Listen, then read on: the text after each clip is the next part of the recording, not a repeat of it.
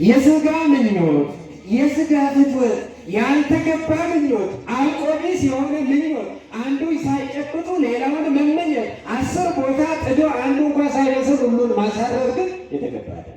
ጅሬኝ በረበራ አርገችው ዳፌ ገተ ጅሬኝ በረበራ አርገችው ዳፍ ሞትማ ዋቀዮ ጣኑ ዳፍ ከአባት በላይ አባት የሆኑ ከቀለም በላይ ምሳሌ የሚሆኑ ሕይወታቸው የሚያስተምር መንፈሳውያንም ዓለማውያንም መምህራን አሉ። እግዚአብሔር እነሱን ይጠብቅልን። ኮጂዳን ደመቁዳፍ ኢኑፊና ለክርስቶስ ወንጌል ሕይወቱ የተመቸ ሳመንታ ዋይ ጋቢገኑ ዋይ ህዱ ጋፍቻ ቱሬ በስመ አብ ወወልድ ወመንፈስ ቅዱስ አሃዱ አምላክ አሜን። ይትባረክ እግዚአብሔር አምላከ እስራኤል ዘተሳሃለነ ወገብረ መድኃኒተ ለሕዝበ ዚአሁ።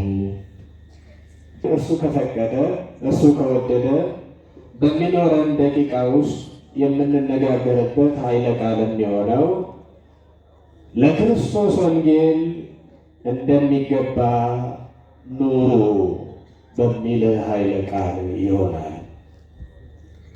ተሰሎንቄ ምዕራፍ 1 ቁጥር 27 ላይ እናገኘዋለን። ወንጌለ ክርስቶስ አከመሉት ጅራዳ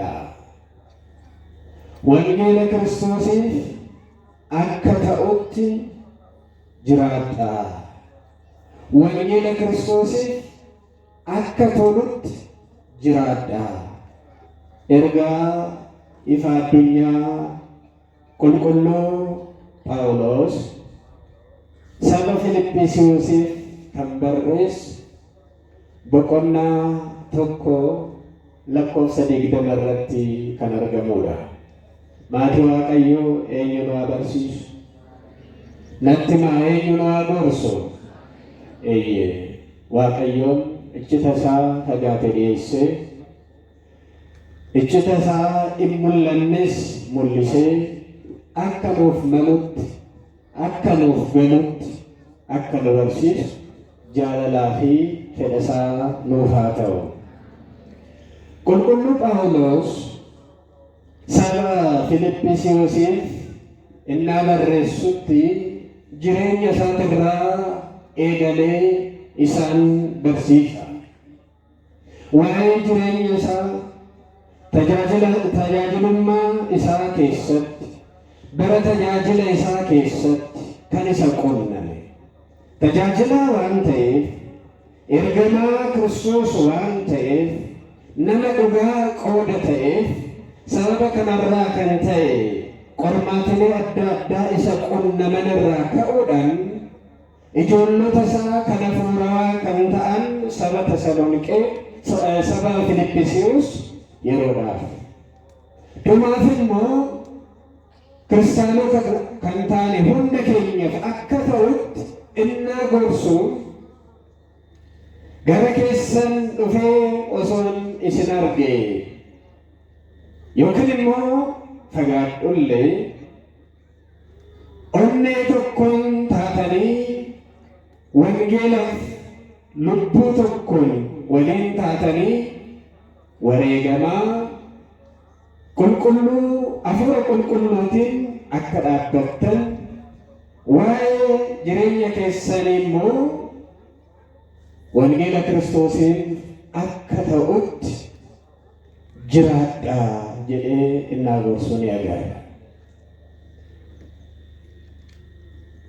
መጥቼ ባያችሁ ወይንም ብርቅ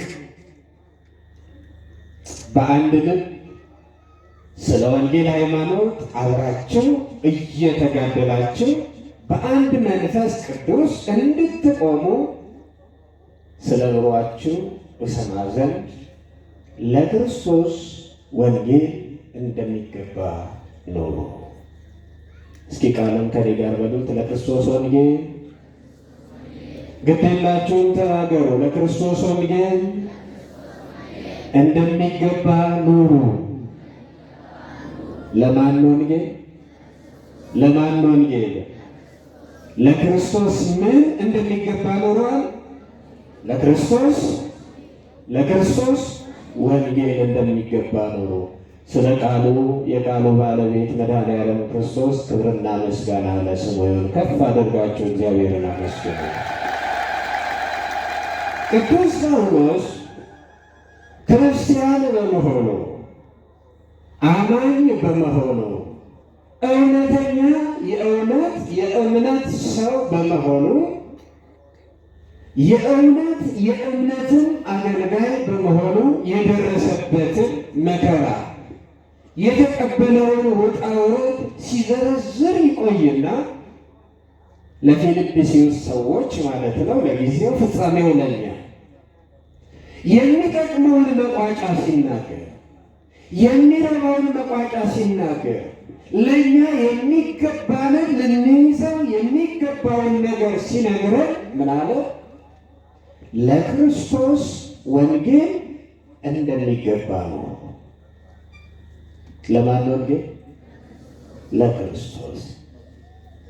ክርስቶስ ማለት መሲህ ማለት ቅድም መምህራችን ሲያስተምሩ ኢያሱ ማለት ምንድን ነው ነበር? ኢያሱ ማለት መድኃኒት የክርስቶስ ምሳሌ ተብሎ ተነግሮለታል። የኢየሱስ ምሳሌ ተብሎ ተነግሮለታል። ኢየሱስ ጀቹ ነው ማለት ነው። ኢየሱስ ጀቹ ማለት ነው። ቆይቼ ጀቹ ነው መድኃኒት ማለት ነው። ኢያሱ መድኃኒት እንደተባለ የጸጋ የምሳሌ ኢየሱስ ክርስቶስ ደግሞ መድኃኒት የፍጻሜ መድኃኒትነት የባህሪ ገንዘቡ የሆነ ማንም የማይሰጠው ማንም የማይነሳው መሲህ አዳኝ ኢየሱስ ክርስቶስ ነው። እሱ መሲህ ስለሆነ እርሱ ስላዳነ እሱ ስለጠበቀ እርሱ መሰናክሉን ሁሉ ስላሻገረን እሱ ወጥመዱን ሁሉ ከፊታችን ቀድሞ ስለሰባበረልን እነሆ በክርስቶስ ክርስቲያኖች በክርስቶስ ሕያዋኖች ሆነ ዛሬ ደርሰናል።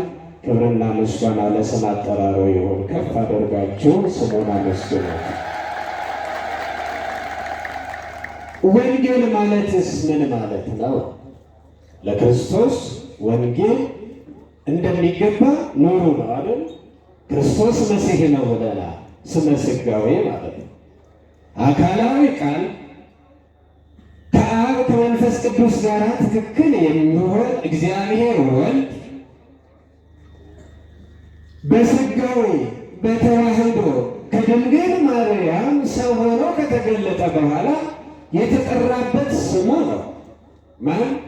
ክርስቶስ የሚል ኢየሱስ የሚል አማኑኤል የሚል አስቀድሞ በትንቢት ቢነገር ከድንግል ማርያም ከተገለጠ በኋላ ግን ተጠርቶበታል፣ ተገልጦበታል። ወንጌልስ ማለት ምን ማለት ነው? ወንጌል ጀቹን ማለት የጽር ቋንቋ ነው። ጽር ማለት ግሪክ ማለት ነው። ግሪክኛ ቋንቋ ነው። ኢቫንጌሊዮን የምስራች ማለት ነው። ምን ማለት ነው? ደስታ ማለት ነው። ምን ማለት ነው? ምስራቸው ጀቹዳ ወንጌል ጀቹ ጀቸ ገመቸው ጀቹዳ ወንጌል ጀቹ ሊቃውንት ኦሪትን ከወንጌል ጋር አስማምተው ሲናገሩ ኦሪትና ወንጌል የአንድ ድራማ ሁለት ክፍሎች ናቸው ይላል። ምስራቃውያን ሊቃውንት በነገረ መለኮት ማለት ነው። እንደምታውቁት ድራማ ክፍል 1 ክፍል 2 አለ። ክፍል 1 ተነግሮ ክፍል 2 ቢቀር ድራማው ሙሉ ይሆናል።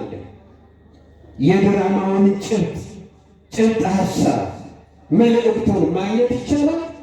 አይቻልም። ክፍል 1ን ሳያዩ ሳይሰሙ ሳይመለከቱ ክፍል 2ን ብቻ ቢያዩ ሀሳቡን ማግኘት ይቻላል? ኦሪትና ወንጌልም እንዲሁ ናቸው። ኦሪታ ሴሮ ኦሪታፊ ጀች ወንጌላ ጉቱ ከንታን inni tokko isa tokko waliin yoo dhaabbate qofaadha. ወንጌል በኦሪት እቅፍ ነበረች ወይንም በኦሪት ውስጥ ነበረች። ኦሪት ደግሞ በወንጌል ተገለጠች ብለው የሚገልጹት ይሄ ነው።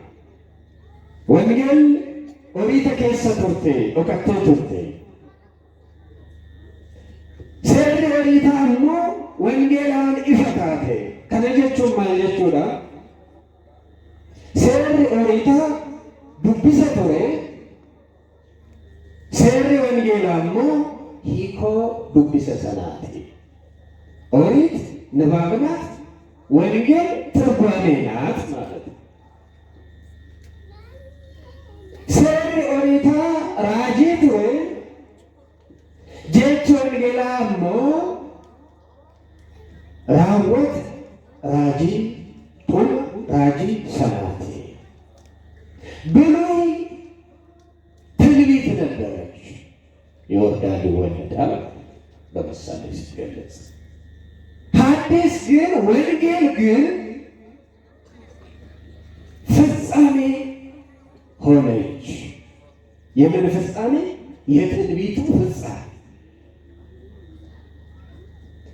በምሳሌ ሲመስሏቸው ሊቃውንት ፈኬኘንና ይብሰን ሴሪ ኦሪታ ተቃጠን ፈኬፈንቲ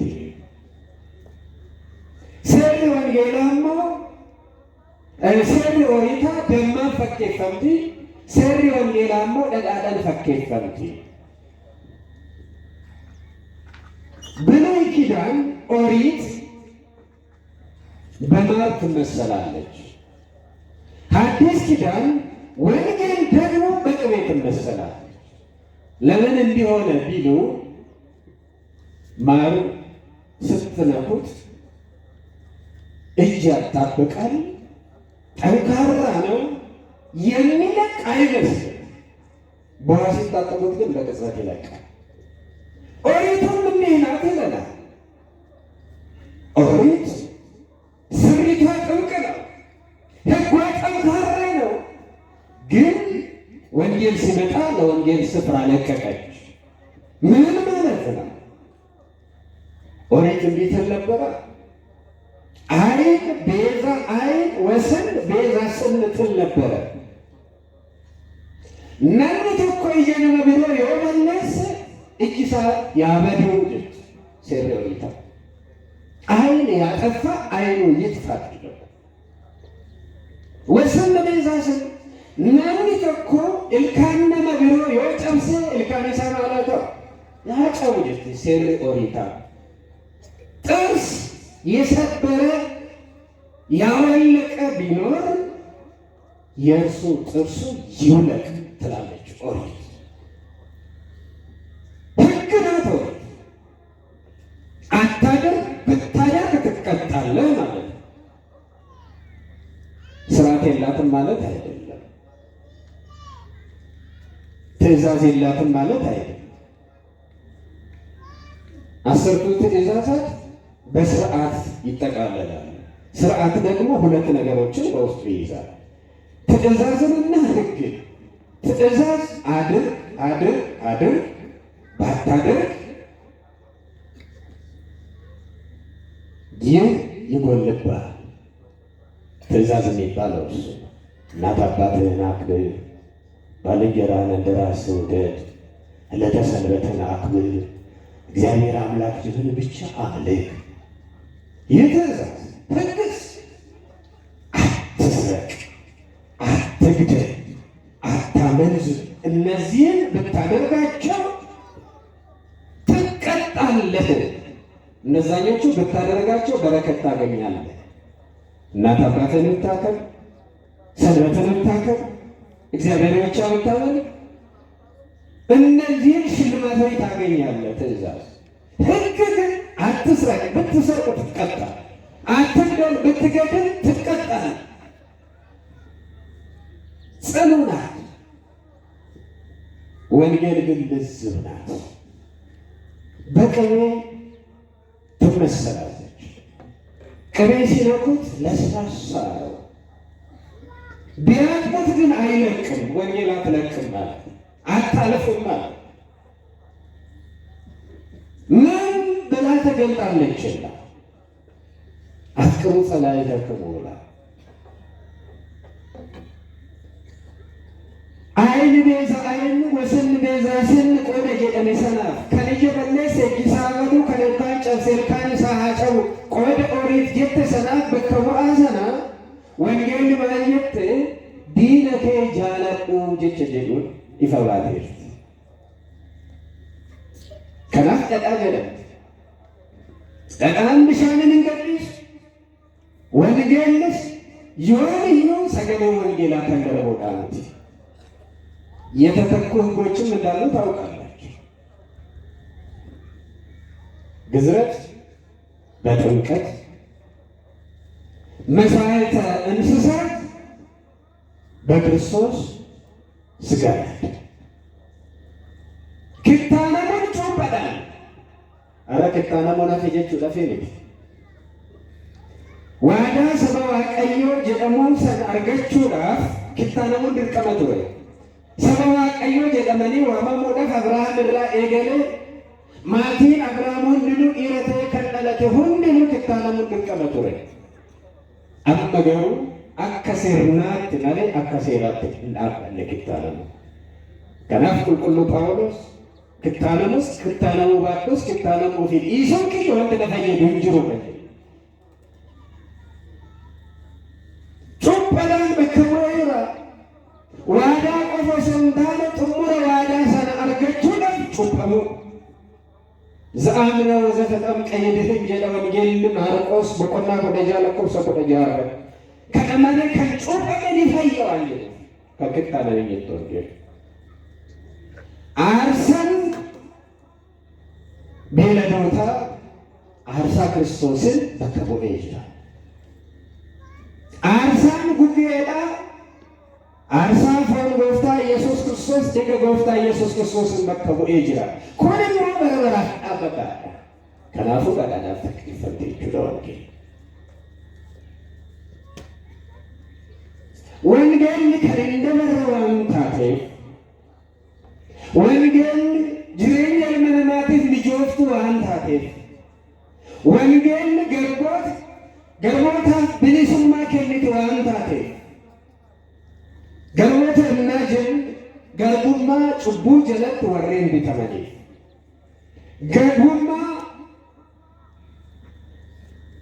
አመንቴነ ለጅራችሁ ከሰ ወረ ዴዴቢ አኔፍ ብሊሱማ አመኑ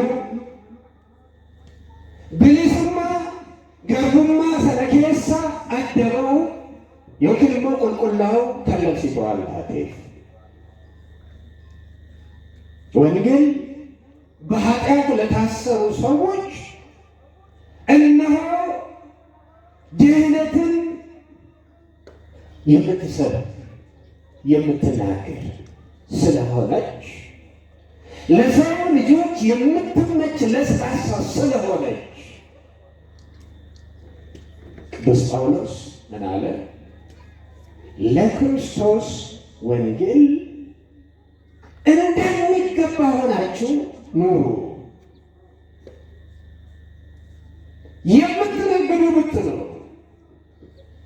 የምታርሱ የምትቆፍሩ ብትኖሩ፣ የምትማሩ የምታስተምሩ ብትኖሩ፣ የምትጽፉ የምትደግሱ ብትኖሩ፣ በየትኛውም የሕይወት አቅጣጫችሁ ውስጥ ስትኖሩ ለክርስቶስ ወንጌል እንደሚገባ ሆናችሁ ኑሩ። ንግዳችሁን ተወይ ሆጂ ደንበነ ከሰን ኢሳ ጀቹት ሆጂ ከሰኖች ቻ ቆቴ ሙላዮት እየ ቆናንታችሁ ሳከ ኢሱ ሚቲ ጅሬኛ ቆቴ ሙሉማ ኢሳ ከሰት በረታ ይወክል በዚሳ ይወተ በሲሳን በሲሱ ሳሃዲሱ በረታሊስ በረቱ ሳሃዲሱ የቹት ጅሬኛ በሲሱማ yookiinis immoo jireenya barataateetti jiraatu keessatti yeroo kamiyyuu wangeela Kiristoosiif akka mijatutti jiraachuun kiristaanaaf dirqama. Nama kiristaana ta'e hojii kamiyyuu hojii Waaqayyoon jaalatu keessatti kan bobba'e yoo jiraate yeroo kamiyyuu wangeela Kiristoosiif akka mijatutti yoo jiraachuu hin baanne kiristaanummaan isaa kan maqaati malee kan jireenyaa ta'uu hin danda'u. Maqaadhaan immoo fayyuun hin danda'u. Kiristaana jedhamanii waamamuun qofti fayyina namaaf hin laatu. Iyya kiristaana jedhamanii waamamuun maqaa kabajaati. Maqaa filatamummaati. Maqaa guddaadha. Garuu kiristaana qofa jedhamanii waamamuun bu'aa hin buusu. Mee gaafa tokkoon sin gaafadha. Maaliif kiristaanatti jedhamtanii waamamtan? Maqaa Kiristoosin maaliif kiristaanota jedhamtanii waggaafamtan kana natti hima? Aballeessuu laata? Eeyyee namni kamiyyuu tokko miti.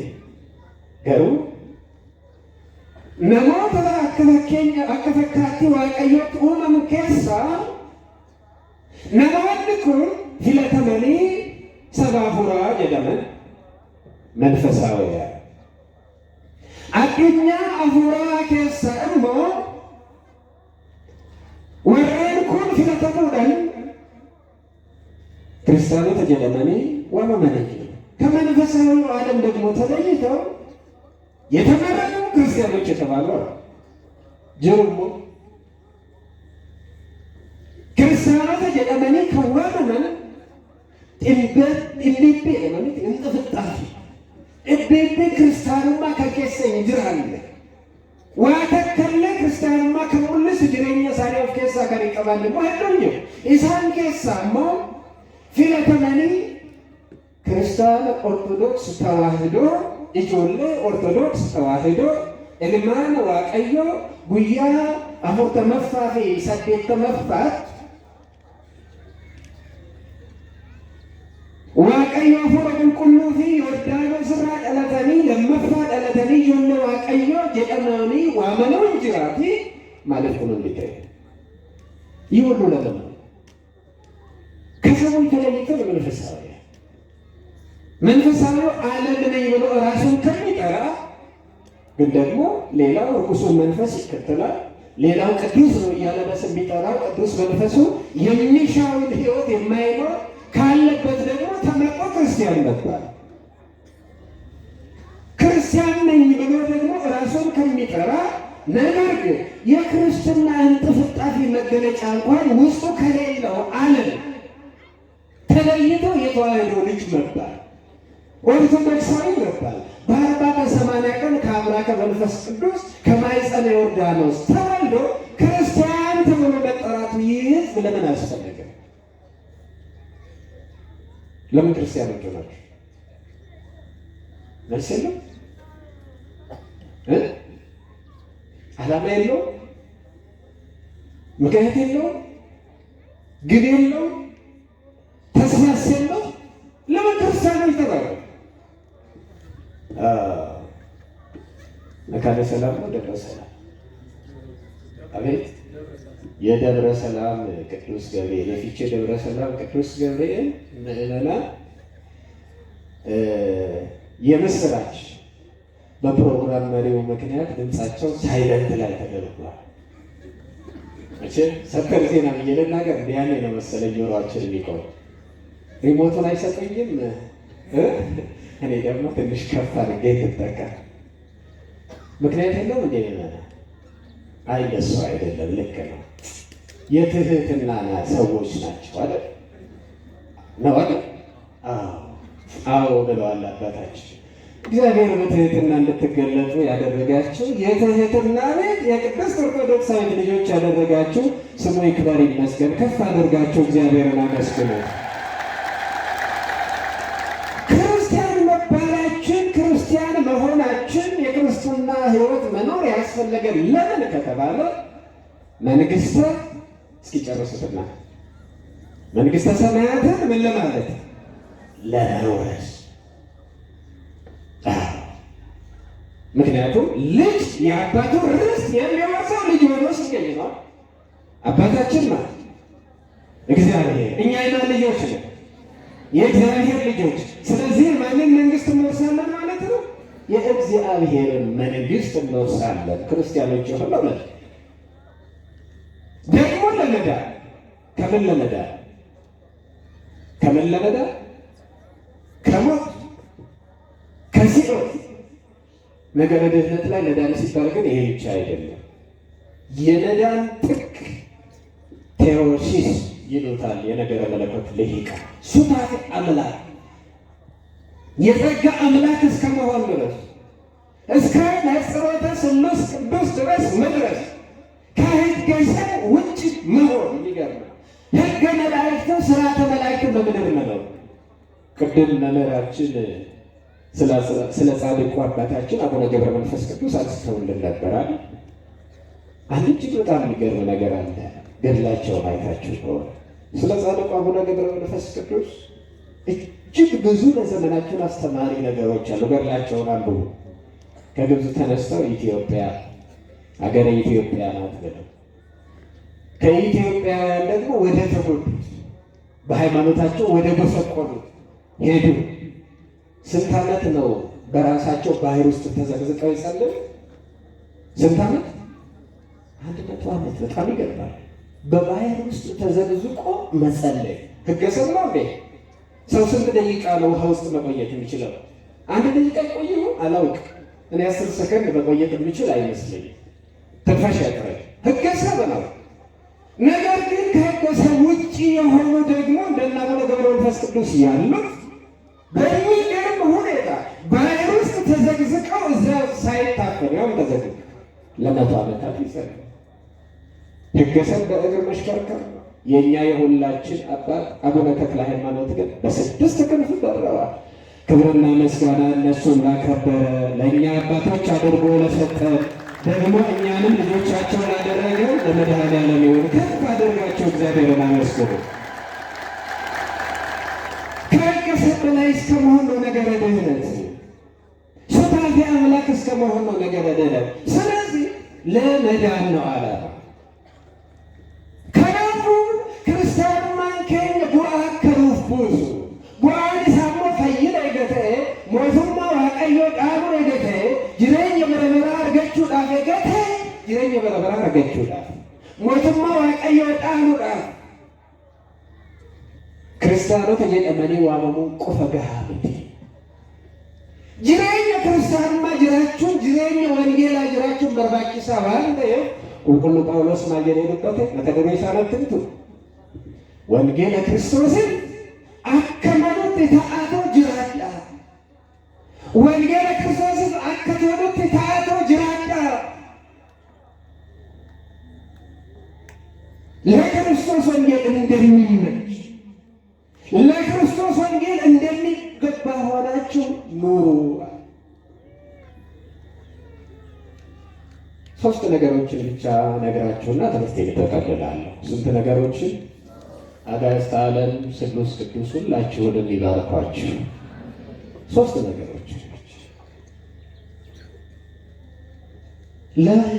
ለወንጌል ለክርስቶስ ወንጌል የሚገባ ሕይወት ያለው የሚባለው ሰው እንዴት ያለ ሰው ነው የሚለው ምን አይነት ሰው ነው? ለክርስቶስ ወንጌል የሚገባ ሕይወት እንዲኖረኝ ምን አይነት ሰው መሆን ይገባኛል የሚለው እዚያ ውስጥ ነው። ወንጌለ ክርስቶስን አከመኑት ከንጅራት ለማከሚት ወንጌለ ክርስቶስን አከመኑ ጅራቹን አከሚት አናብደንዳ ማከሚት ወንጅራደ ጅሬኝኮ ወንጌለ ክርስቶስን ከመሉታ ከጀዱ ቀጥሌ ሰሪቆ ፈስነብነ በሙሳራ ጎለ በጀቹ ተኮፋ ነና ደመቂሰ ጅራት በትጋት የሚኖር ሰው ለክርስቶስ ወንጌል ሕይወቱ የተመቸ በምን የሚኖር ሰው አልኳቸው? በምን የሚኖር ሰው? በትጋት የሚኖር ሰው፣ ስንፍናን ያስወገደ ሰው፣ መታከትን ያስወገደ ሰው፣ ዳተኝነትን ያስወገደ ሰው ካለ የዚህ ሰው ሕይወት ለክርስቶስ ወንጌል ሕይወት የተመቸ፣ ሕይወቱ ለክርስቶስ ወንጌል የተመቸ፣ ኑሮ ለክርስቶስ ወንጌል የተስማማ ነው። ምን አይነት ሰው አልኳቸው? ምን አይነት ሰው አልኳቸው? እስኪ በትጋት የሚኖር ሰው በሉ። ምን አልኳቸው? በትጋት የሚኖር ሰው፣ ስንፍናን ያቃለለ፣ የስንፍናን ድርብራብ ከራሱ ላይ አውልቆ የጣለ፣ በዚህ ስንፍናን ተጅቦልቡና በተጠቀለለች ዓለም ውስጥ ሲኖር፣ ስንፍናን ተከናንባ በአንቀላፋች ዓለም ውስጥ ሲኖር፣ እሱ ግን ስንፍናን ከላዩ ላይ ጥሎ ሀኬትን ከላዩ ላይ አስወግዶ ዳተኝነትን ከላዩ ላይ አርቆ የሚኖር ሰው ካለ እሱ ኑሮ ሕይወቱ ለወንጌል ለክርስቶስ ወንጌል የሚስማማ የሚገባ ሕይወት አለ። ሕይወታችንን እንለያል። እውነት ቅድም ወዳልኳቸው ወደ ሥጋዊ ወይንም ደግሞ ወደ ዕለት ተዕለት ኑሯችንን እንምጣና እስኪ እንየው። እውነት ነጋዴዎች ሆኑ በትጋት ነው የምንነግደው ወይስ በትጋት ፈንታ ሌብነትን፣ ማጭበርበርን ቀላቅለን ወይንም ተክተናል? አርሶ አደር የሆኑ ሰዎች አለን። እግዚአብሔር በሚወደው ማለትም ብላ በሀዘገጽገስ ከነትገብ ውስጥ መሬትን የሚያወጣ ከባለው በግንባር ላይ ብላ መሬትንና ወደ መሬት እስክትመለስ እንደተባለው እነሆ እግዚአብሔር የሰጠኝ ጤና ሀብቴ ነው። እግዚአብሔር የሰጠኝ ጉልበቴ መክሊቴ ነው። በሀብቴ በመክሊቴ አተርፍበት ዘንድ ለቤቴ በቂም ቢሆን ባይሆንም እግዚአብሔር ዝናብን እስካዘነበ በዝናብ እስካበቀለ፣ እግዚአብሔር ፀሐይን እስካወጣና በፀሐይ እስካበሰለ፣ እግዚአብሔር ነፋስን እስከሰጠና በነፋስ ለይቶ እስካመበተ ድረስ በደስታ ልስራ የሚል አለ ወይስ እንደው ከምራብ ቤተሰቤን ከሚቸገር ከእነገሌ በታችም ከምሆን እነገሌ ሀብታም ሲሆኑ ድሃ ከምባል በሚል በየትኛው ነው እርሻችንን የምናርስ? አስተማሪዎችን ነው? ተማሪዎችን ምን ነው? እግዚአብሔር የሰጠኝ መክሊቴ ነው። እግዚአብሔር በሰጠኝ የጊዜ መክሊት፣ እግዚአብሔር በሰጠኝ የእውቀት መክሊት ውስጥ ተጠቅሜ እነሆ ለሕዝብ የማገለግልበት፣ ለሀገር የማገለግልበት፣ ለቤተ ክርስቲያን የማገለግልበት፣ ለራሴም የምገለገልበትን መልካም ስራ በትጋት ልስራ ብለን እንሰራለን ወይስ አስተማሪ ለደመወዝ፣ ተማሪ ነገ ስራ ስለማግኘት? ስለ የትኛው ነው በስራችን ላይ ተሰማራ? እግዚአብሔር የሰጠንን መክሊት እያስተዋልን በተሰማራንበት ስራ ሊባርከን ብለን የምናምንና ለዚያ የምንኖር ካለን ስንፍና እኛ ዘንድ ቦታ የለም። ሀኬት እኛ ጋር አይደርስም። ሁል ጊዜ ስለ ስራችን ስለምናስብ እረፍት አያስፈልግም እያልኩ አይደለም።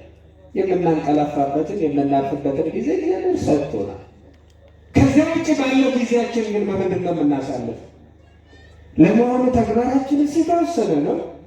የምናስበውንስ እንሰራለን ወይ? እንሰራለን ብለው ያሰብነው ሀሳባችንና ተግባራችንስ አልተላለፈም ወይ? ተማሪነት ገለጥ አቅቶ ይሆናል አይደለም። ተማሪ ምንድን ነው የሚጠበቅበት? ታውቁታላችሁ። የሚጠበቅበትን ያሟላ ባይሆን አይነት ነው ለመደርደር እንጂ አስተማሪ አባት ሆኖ ከአባት በላይ አባት አሉ ወራተ ከአባት በላይ አባት የሆኑ ከቀለም በላይ ምሳሌ የሚሆኑ ሕይወታቸው የሚያስተምር መንፈሳውያንም ዓለማውያንም መምህራን አሉ። እግዚአብሔር እነሱን ይጠብቅልን። እግዚአብሔር እንደነሱ ያሉትን ያብዛልን። ግን ደግሞ ዳተኛ አንዱ አሳምሮ የዘራውን ኮትኩቶ ያበቀለውን ያሳደገው እንደ ቀላል ዝም ብሎ የሚቀጭ ዳተኛ ትውልዱ ቢመክር ትውልዱ ቢጠፋ ምንም ደንታ የሌለው ሌላው የደከመበትን ዝም ብለው እንደ ቀላል ነገር ከሁሉ በላይ በክርስቶስ አርአያና ምሳሌ የተፈጠረውን ትውልድ ወደ እንስሳ ጠባይ በሚቀይር ሁኔታ በክፉ ትጋት እንደ ጠላት ማለት እንደ ጠላት በክፉ ትጋት ተግቶ ደግሞ የሚያጠፋ ለዚህ እኮ ነው ንቁ፣ ትጉ። ባለጋራቸው ዲያብሎስ እንደሚያውጡ ፈልጎ ለማዋጥ ፈልጎ እንደሚያጋሳ አንበሳ ዙሪያችሁ ይዞራልና የተባለ አንበሳ ታውቃላችሁ አይደል? አንዱ ጠባይ በበጎ በክፉም ይመሰላል። አንዱ ክፉ ጠባዩ የሚወጣውን ሲፈልግ ክፉ ድምፅ ይለቃል። እንስሳት ደንበረው አንዱ ወደዚህ አንዱ ወደዚያ ሲሯሯጡ እሱ አድብተው ተኝቶ አጠገቡ ሲደርሱ ላፍ ያደርግና ይወጣል። ጠላትም እንደዚያ ነው። ቅልፍ የለውም። አየህ፣ እንደዚህ ቅልፍ የሌለው በክፉ ስራ የተሰማራ ደግሞ አለ። ማን ማስተዋሉን ለሁላችን ያደለ? ማን ማስተዋሉን ለሁላችን ያደለ? እግዚአብሔር ማስተዋሉን ለሁላችን ያደለ። ትጋት ስንል ለበጎ ስራ ስለመትጋት ነው። ለበጎ ስራ የሚተጋ ሰው ካለ ሕይወቱ እርሻ ነው፣ ሕይወቱ ንግድ ነው፣ ሕይወቱ ማስተማር መማር ነው። ሌላ በማህበረሰቡ ዘንድ በሰው ዘንድም የተወደደ የተከበረ በእግዚአብሔር ዘንድም የተወደደ ምንም ስራ ይኖረው ግን በትጋት የሚሰራ ሰው ካለ እሱ ሕይወቱ ለወንጌል የተመቸ ነው። መድኃኔዓለም ሕይወታችንን ለወንጌል የተመቸ ያደርግልን። ቃሉ እንዲህ ይላል። ቁልቁሉ ጳውሎስ ሰበሮሜ ኤርጋይን ንርጌ ቦቆና ኩዳለ መለኮፍ ሰቶርባፍ ሰዴት ረተከነ ይላል። ከንተጃጅሎ ጅራቴ ተጃጅሉማ ሳቴን አደመቁ ከመርሲሱ ሰው ጅራቴ በርሲሱማ ሳቴን ደመቄ ሀጅራቱ ከንጎርሱ ሰው ጅራቴ ጎርሰ ሳቲት ተያጭሙ ከንኬኑ ሲሆን ጅራቴ አርጃዳና ሀኬኑ ከቡልቾ ጅራቴ ኢኒስ ደመቂሰን ሀቡልቹ ከሚፈመ ኬኑ ሰው ጅራቴ ገመቹደን ይፈማ ሀኬኑ ጀዴ ለኮፍሰ ጉዳተኩፍ አረት ማየዳ ሆጂዳን ደመቁዳፍ ኢኑፊና አፉረ ቁልቁሉዳን ከንጉበተን jaalala qulqulluutii jechuudha. Kan gubattan gooftaadhaafis kan bitamtan ta'a malee. ሮሜ 12:7-8 እንዳሉት ምን አለ?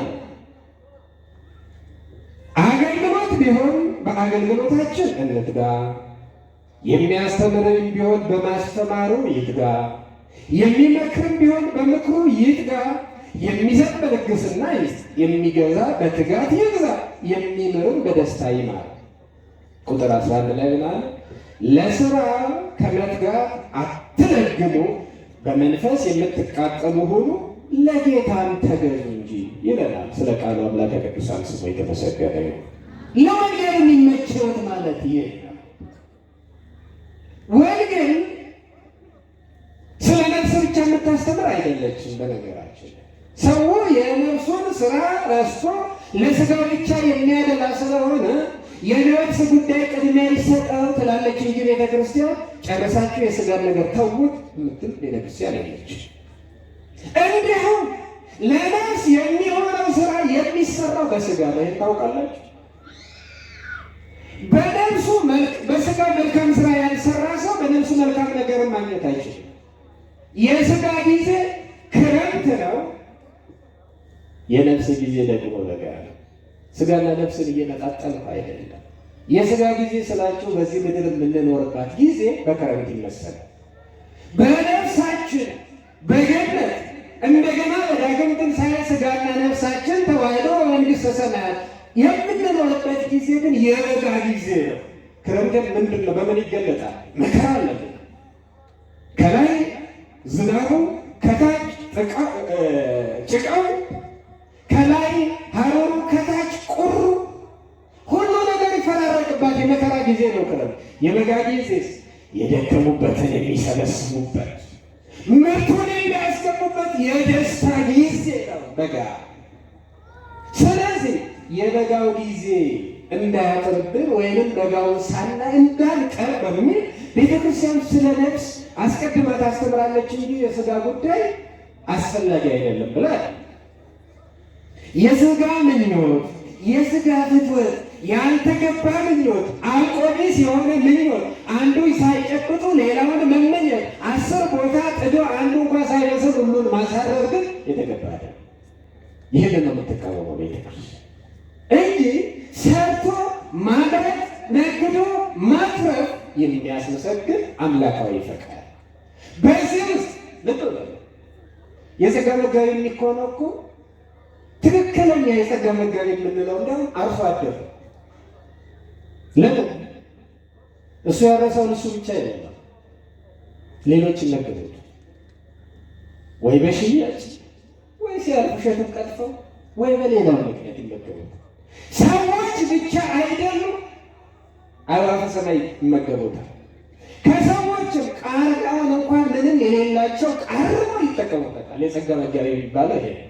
እግዚአብሔር አርሶ አደሮቻችንን በቸርነቱ ይጠብቅልን።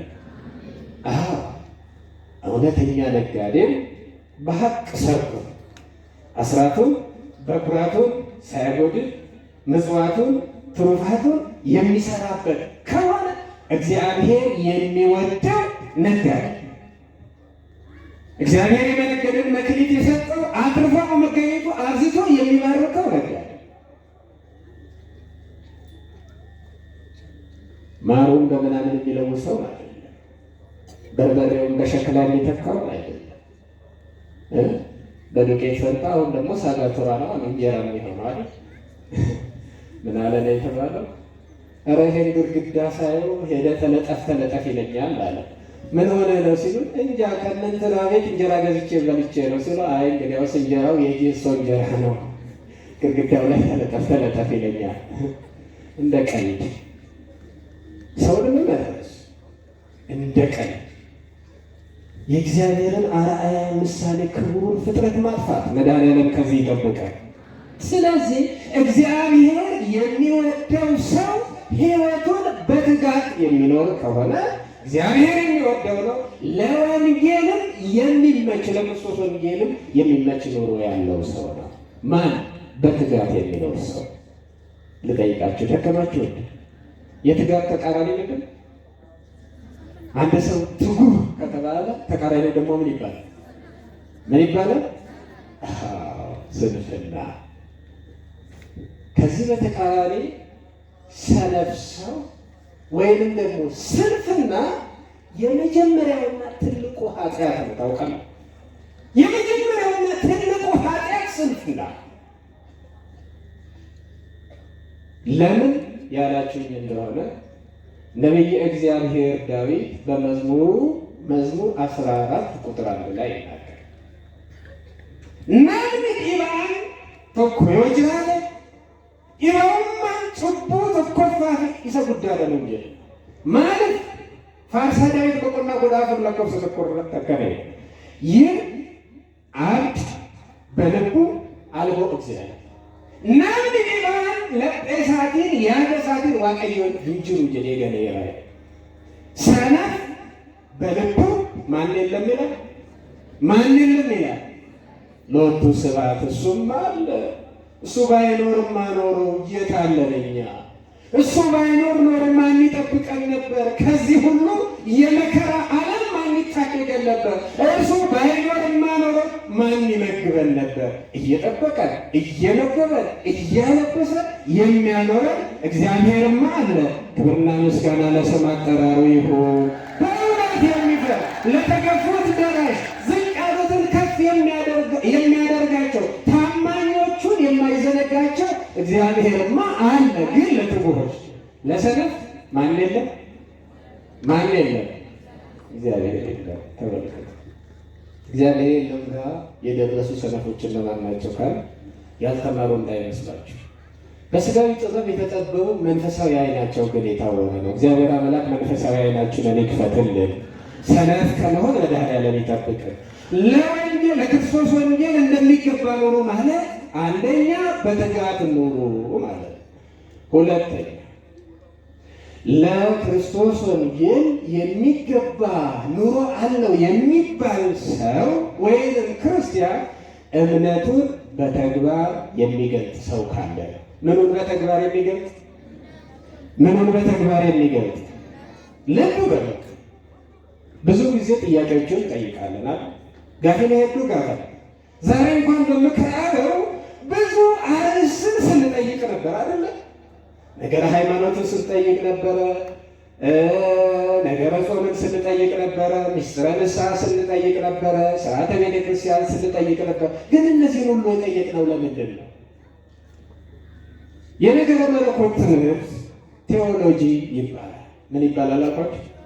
ቴዎሎጂ ይባላል። የጽር ቋንቋ ነው፣ የግሪክ ቋንቋ ነው። ስለምታውቁት ብዬ ነው። በምናውቀው ልመስል። ቴዎስ ማለት እግዚአብሔር ማለት፣ ሎጎስ ማለት ደግሞ በምንፈልገው አውድ ጥናት ነው። ሎጎስ ወርድን ሊሆን ይችላል፣ ቃልም ሊሆን ይችላል።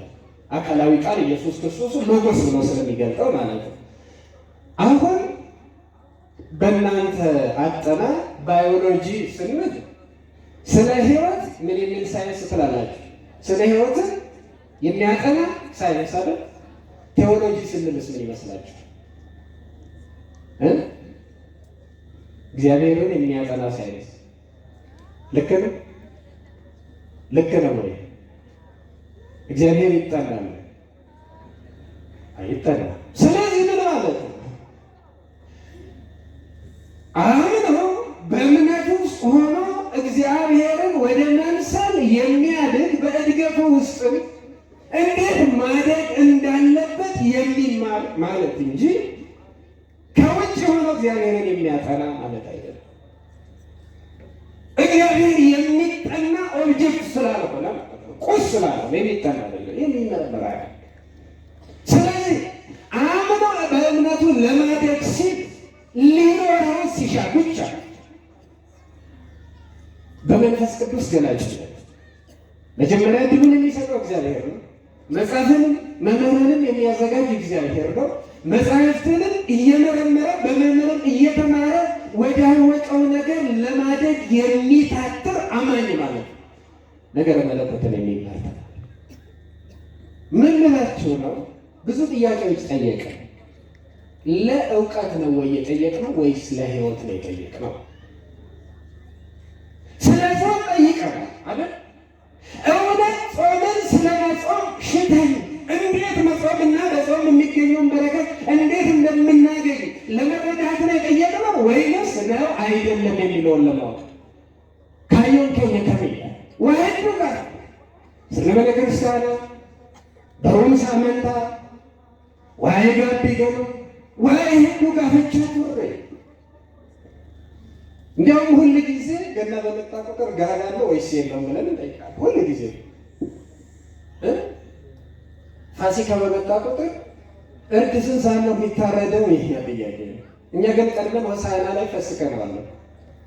እንደውም አንድ ሰው ይባላልና አማኝ ነው፣ ሚስቱም አማኝ ነው።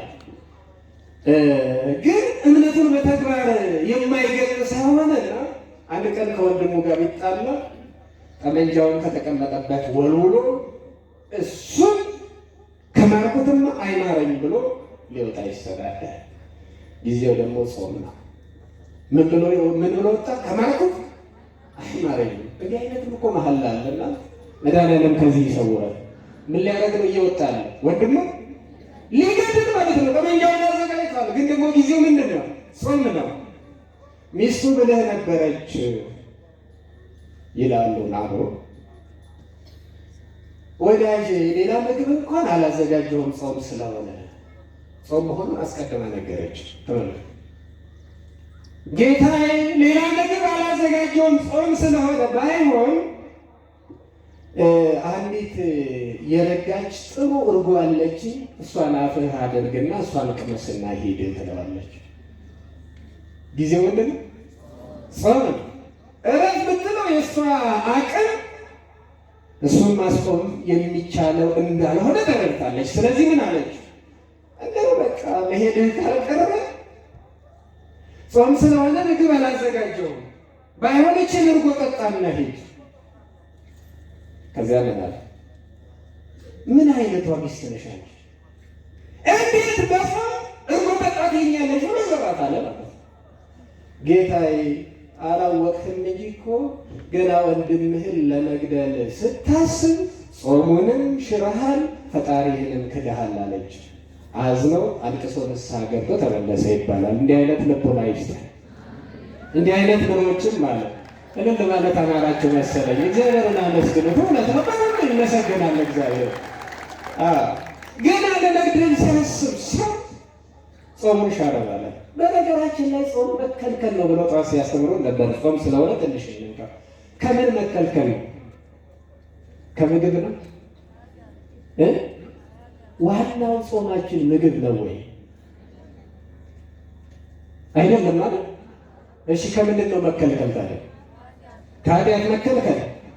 እሺ አሁን ጾማችን ታኅሳስ 29 መድኃኒዓለም በሰላም ያደርሰንና ይፈታል አይደል ጾሙ?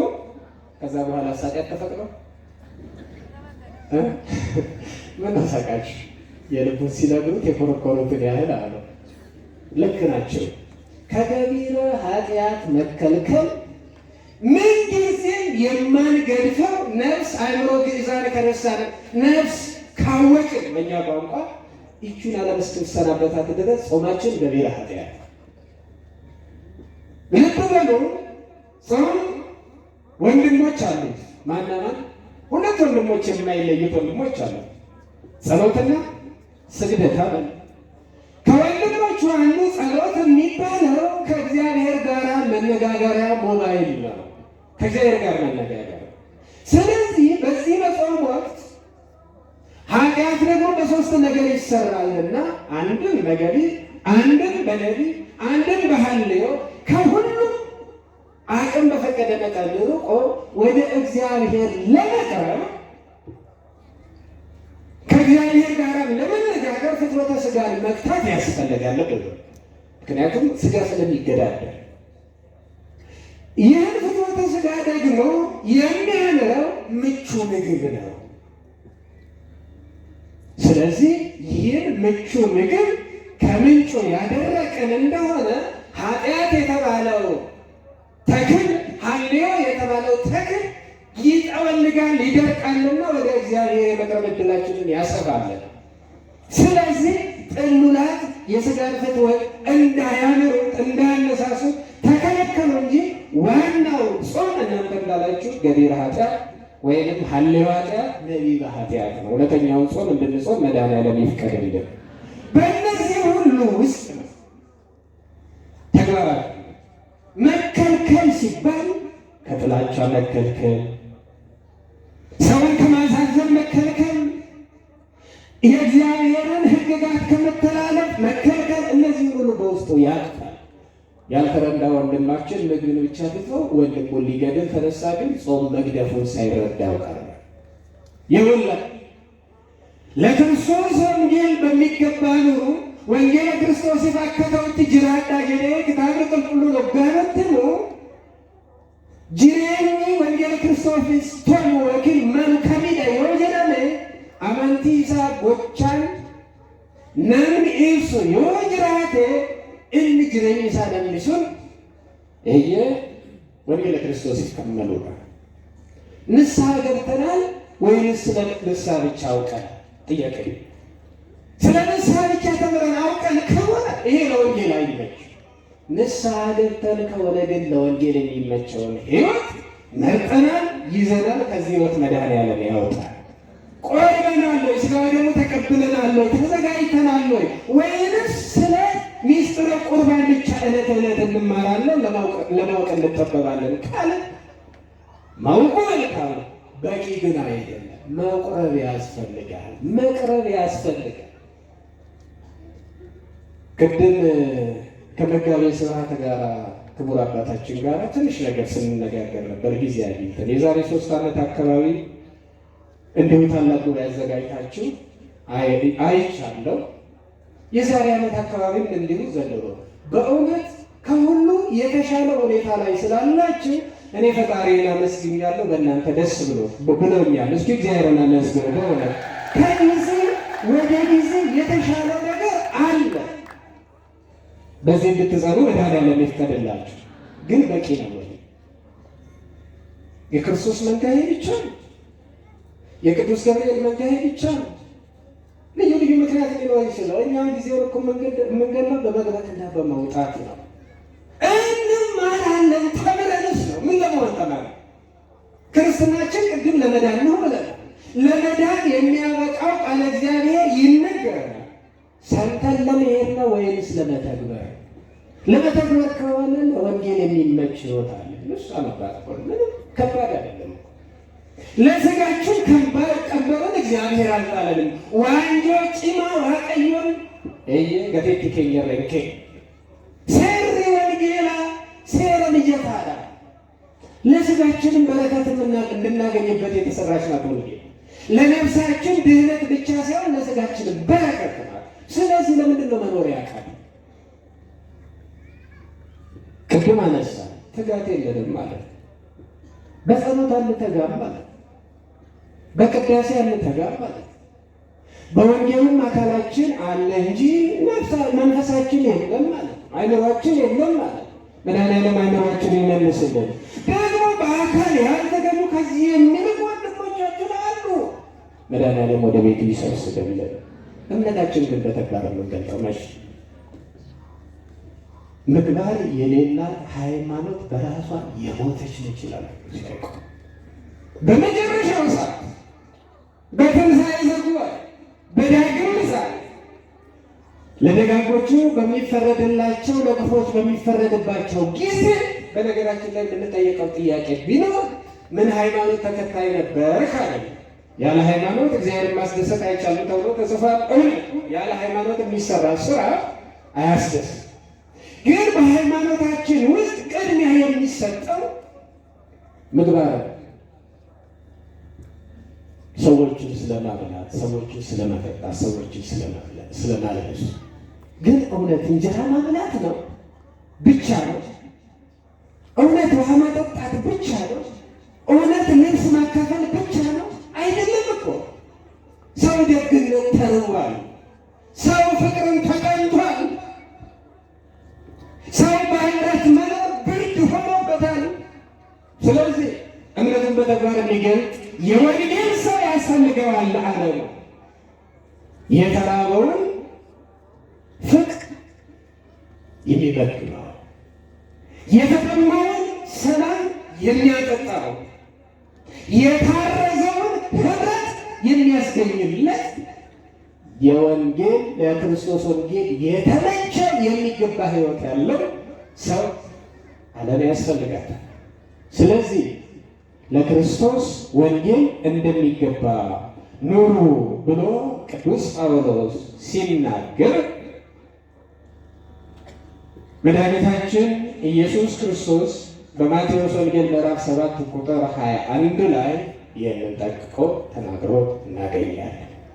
ምግባር ያለው በሰማያት ያለውን የአባቴን ፈቃድ የሚፈጽም እንጂ ጌታዊ ጌታዊ የሚለኝ ሁሉ መንግሥተ ሰማያትን አይወርስም አለ። አቦሚኮ አባኮ አቦሚ አባኮ ይሰሰሜረ ጅራቱ ከራወቱ ለመለ ጎፍታ ጎፍታ ከናንጀር ሞቱ ማዋቀዮ ሂዳ ጎፍታ ጎፍታ ከሚደን ሄዱት ጅሩ ጎፍታ ጎፍታ የለኒ ዋሙን በወፍማ ዋቀዮን መንገሽዋል ገሩ አቦኒ ዋቀዮ ይሰሰሚራ በሰማያት አለ በምድር የለም ማለት አይደለም ማለት ንግባባል። በክብር ያለ በልዕልና ያለ በከፍታ ያለ የአባቴን ፈቃድ የሚፈጽማት የሚተገብራት የእርሱ ፈቃድ ምንድን ነው? የአዲስ ኪዳን ፈቃዱ ሶስተኛው ነጥብ ላይ ልመጣ ባይሆን ለወንጌል የማይመች ሕይወት ያላቸው እምነታቸውን በተግባር የማይፈጽሙ ናቸው። ኢሳይያስ 29:13 ላይ ጌታም እንዲህ አለ ይላል፣ ይህ ሕዝብ በአፉ ወደ እኔ ይቀርባል፣ በከንፈሮቹም ያከብረኛል፣ ልቡ ግን ከኔ የራቀ ነውና በሰዎች ሥርዓተ ትምህርት ብቻ ይፈራኛልና። ስለዚህ እነሆ ድንቅ ነገርን በዚህ ሕዝብ መካከል ድንቅ ነገርን ተአምራትንም እንደገና አደርጋለሁ።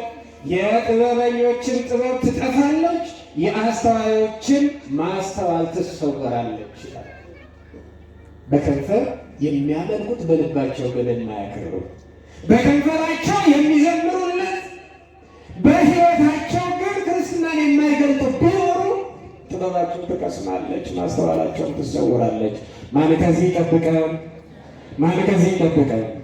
ስለዚህ ለክርስቶስ ወንጌል እንደሚገባ ኑሩ ማለት በትጋት ኑሩ፣ እምነታችሁን በተግባር እየገለጣችሁ ኑሩ። ሶስተኛ ላይ መጨረሻው ከኑማ በፍቅር የሚመላለስ ሰው ካለ የዚህ ሰው ሕይወት ለክርስቶስ ወንጌል የተመቸ። በምን የሚመላለስ ሰው? እስኪ ነገሩ ይደከማችሁ። በምን የሚመላለስ ሰው? በፍቅር የሚመላለስ ሰው። አዎ ሐዋርያው ቅዱስ ጳውሎስ ለቆሮንቶስ ሰዎች በላከላቸው መልእክቱ ምዕራፍ 13 ቁጥር 2፣ 3፣ 4 ብታዩት የሚገርም ቃል አለ። ትንቢትን ቢኖረኝ ምስጢርንም ሁሉና እውቀትን ሁሉ ባውቅ ተራሮችንም እስካፈርስ ድረስ እምነት ሁሉ ቢኖረኝ ፍቅር በሌለኝ ግን ምንድን ነኝ አለ? ከንቱ ዋጋ ቢስ እርባና ቢስ ነኝ አለ። አዎ ድሆችን ልመግብ ያለኝ ሁሉ ባካፍል ሥጋዬንም ለእሳት መቃጠል አሳልፌ ብሰጥ ፍቅር ከሌለኝ ግን ምንም አይጠቅመኝም አለ። ምክንያቱም ፍቅር ይታገሳል፣ ቸርነትን ያደርጋል፣ ፍቅር አይቀናም፣ ፍቅር አይመካም፣ ፍቅር አይታበይምና። የቱ ነው እኛ ውስጥ የሌለ? የቱ ነው እኛ ያልፈጸምነው ነው? መድኃኔዓለም በቸርነቱ የጠበቀን እንጂ። ስለዚህ እምነታችን በተግባር ይገለጥ። ንስሐችን ነገረ ንስሐን ማወቅ ሳይሆን ንስሐ ማግባት፣ ሚስጥረ ቁርባንን ማወቅ ሳይሆን ሚስጥረ ቁርባንን ተካፋይ መሆን ብቻ ነው ለክርስቶስ ወንጌል የተመቸ። ስለዚህ ይህ ሁሉ ሲሆን ግን ሁሉ በፍቅር ነው። ሁሉ በፍቅር ነው። የክርስትና መቋጫ ይሄ መነሻችን ያደረግነው መድረሻችንም ያደረግነው ይሄ ነው። ስለዚህ ለክርስቶስ ወንጌል እንደሚገባ ኑሩ፣ በትጋት እንኑር። ለክርስቶስ ወንጌል እንደሚገባ ኑሩ፣ እምነታችን በተግባር እየገለጥን እንኑር። ለክርስቶስ ወንጌል እንደሚገባ ኑሩ፣ በፍቅር እንኑር።